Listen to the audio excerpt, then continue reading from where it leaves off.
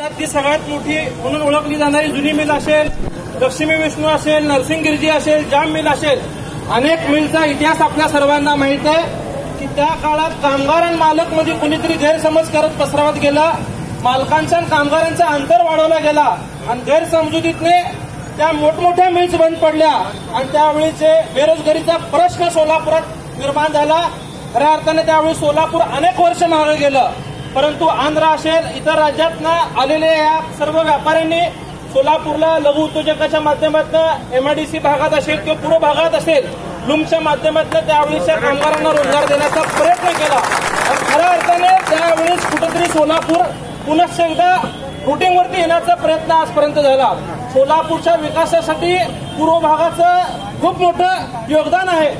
ज्या गैरसमजीतनं पश्चिम भागातल्या कामगारांचं नुकसान झाला, कुठेतरी आज इतिहासाची पुनश्च पुनरावृत्ती होताना पूर्व भागातील लोकांचं देखील नुकसान मालक आणि कामगारांच्या मधला अंतर वाढवून करण्याचा प्रयत्न कोणीतरी करतं असं मला या ठिकाणी वाटतंय.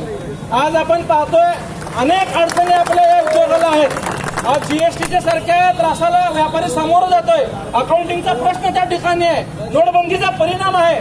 संपूर्ण भारतात व्यापार ठप्पा असताना पुन्हा महाराष्ट्रात कुठेही नाही, भारतात कुठेही नाही, केवळ सोलापुरात नाही, फक्त यंत्रमाग कारखानदारावरती ईपीएफचा लादण्याचा प्रयत्न कोणीतरी करतं असं मला वाटतंय.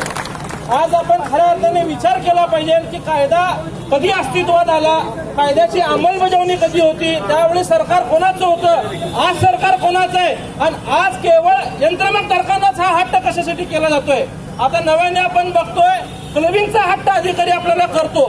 आपण आता गड्डम काकांनी सांगितलं अनेकांचे लाईट बिल्स वेगळे, शॉपॅक्ट वेगळे, सगळे डॉक्युमेंटेशन वेगळं असताना केवळ एका छताखाली हा उद्योग होतो म्हणून सगळ्यांना क्लबिंग करून कुठेतरी व्यापाऱ्यांना अडचणीत आणण्याचा प्रयत्न एखादा अधिकारी करून पूर्ण सोलापूरचा वाटोळ करण्याचा प्रयत्न करतो असं मला वाटतं.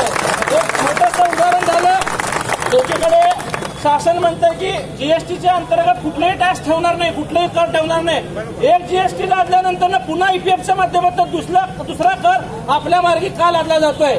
जीएसटीत एखादा टक्का वाढवून घेता येत असेल तर वाढवून घेऊन कामगार कल्याण मंडळाची स्थापना करावी आणि शासनाने वस्त्रोद्योग महामंडळाच्या माध्यमातून कामगारांचं न्याय देण्याचा प्रयत्न करावा. आताच काकांनी सांगितलं, मला वाटतं ह्या व्यापाराचा ह्या रथाचे हे दोन चाक आहेत. मालकाशिवाय कामगार नाही, कामगाराशिवाय मालक नाही. आजपर्यंत प्रत्येकाच्या सुखदुःखात तुम्ही दोघांनी सहकार्य करून तुमचा संसार इथपर्यंत आणलेला आहे. परंतु कोणाला तरी वाटतं की पूर्व भागातलं अस्तित्व संपलं पाहिजे. राजकीय अस्तित्व तर कालाने संपलं. आज जो व्यापार आहे तो पण कुठेतरी संपला पाहिजे. हे लोक जातीत परत द्यायच्या ठिकाणी म्हणून कोणीतरी पटकरस्थान करताय का असं मत आज व्यापाऱ्यांच्या मनामध्ये निर्माण झालेलं आहे. हा प्रश्न काय काल परवाचा नाहीये. 6 महिन्यापासून हा प्रश्न चिघळतोय.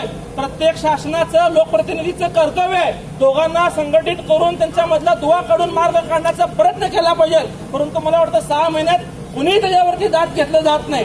आज जीएसटी लागल्यानंतर ना आपण सुरक्षित परिस्थिती पाहिली. सुरुवातीला व्यापारी रस्त्यावर उतरला, निदर्शनं केलं, त्यांना कुणी दखल घेतलं नाही. परंतु त्यांनी ज्यावेळेस त्यांच्या पावती पुस्तकावरती छापलं एक ही भूल कमल का फूल किंवा मोदींच्या बाबतीत ज्यावेळेस टार्गेट केलं गेलं तेव्हा निवडणुकीच्या डोळ्यावरती ठेवून त्यांच्या जीएसटीच्या मागण्या मान्य केल्या गेल्या, त्यांच्या सर्व मागण्या मान्य केल्या गेल्या. तर त्यांचं दुःख दिसतं तर सोलापुरातील पूर्व भागाच्या कारखानदारांचं दुःख या शासनाला का दिसावत नाही असा प्रश्न सर्व सोलापूरकरांना पडलेला आहे.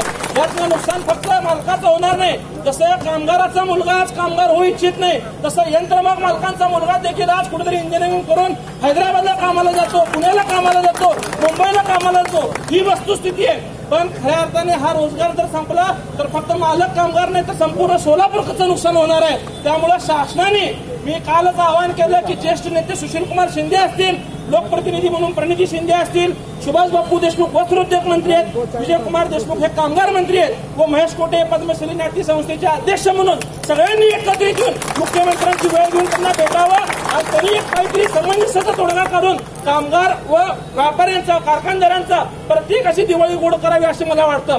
क्लबिंगच्या बाबतीत आज एक छोटंसं उदाहरण मला या ठिकाणी प्रश्न पडतो.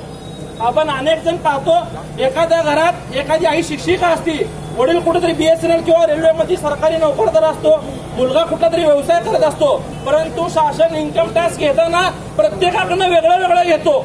एखाद्याला इन्कम टॅक्स समजा लिमिट क्रॉस होत नाही तर त्याला इन्कम टॅक्स लागत नाही. आईचा शिक्षकाचा पगार जर 10% मर्यादित असेल तर त्याला 10% लागला जातो. मुलाचा व्यवसाय जर जास्त असेल तर त्याला 30% जास्त इन्कम टॅक्स घेतलं जातं. मग एकाच घरात एकाच रेशन कार्डवरती एकत्र राहणाऱ्या कुटुंबाला वेगवेगळं इन्कम टॅक्स शासन कशाला घेतं? त्या अशा लोकांचं सुद्धा शासन एकत्रित क्लबिंग करून संपूर्ण फायद्यावरती इन्कम टॅक्स घेणार आहे का? याची भूमिका मला वाटतं शासनाने स्पष्ट केलं पाहिजे. इतरांना वेगळा नाही पण ऑलरेडी अडचणीत असलेल्या यंत्रमाग धारकांना पुन्हा अडचणीत आणण्याचा प्रयत्न कुणीतरी पडद्या मागून करता असं वाटतंय. एक कुणीतरी अधिकारी कारखानदारांची घरं विकण्याची भाषा करतो, कारखानदारांचे कारखाने विकण्याची भाषा करतो, लिलाव करण्याची भाषा करतो. जर तुमच्या मला वाटतं त्या अधिकाऱ्यांना जर एवढे व्यापारी कारखानदाराचे घरं विकत कारखाने विकत घेणारे मिळत असतील तर विकत घेण्यापेक्षा भाड्याने घे. आमचे काय सीसी असतील कर्ज असतील आमच्या आम्हाला काहीतरी भाडं दे आणि जे काय तुला फायदा होत आहे त्या फायद्यात तू कामगारांना देखील काय नियम लागू करायचे लागू कर. मिठाच्या गोष्टी करण्यापेक्षा आमचे कारखाने भाड्याने घेऊन आमचाही रोजीरोटीचा प्रश्न सोडवा त्यांचाही सोडवा. आताच काहींनी भूमिका घेतला आम्ही इतर ठिकाणी ही वस्तुस्थिती सगळ्यांनी लक्षात घेतलं पाहिजे. मी कामगारांना देखील आवाहन करतो की कोणाच्या तरी महागा लागून स्वतःचं नुकसान करू नका. नुकसान आणण्याची दोन बाजू तुम्ही दोघांचं नुकसान होणार आहे. जेवढी काळजी तुम्हाला दोघांना एकमेकाची आहे तुम्ही एकत्रित बसून तोडगा काढा. निश्चित उद्याचा काळ तुमच्या दोघांचा असेल एवढं बोलून मी सगळं घेतो. धन्यवाद. जय हिंद, जय महाराष्ट्र.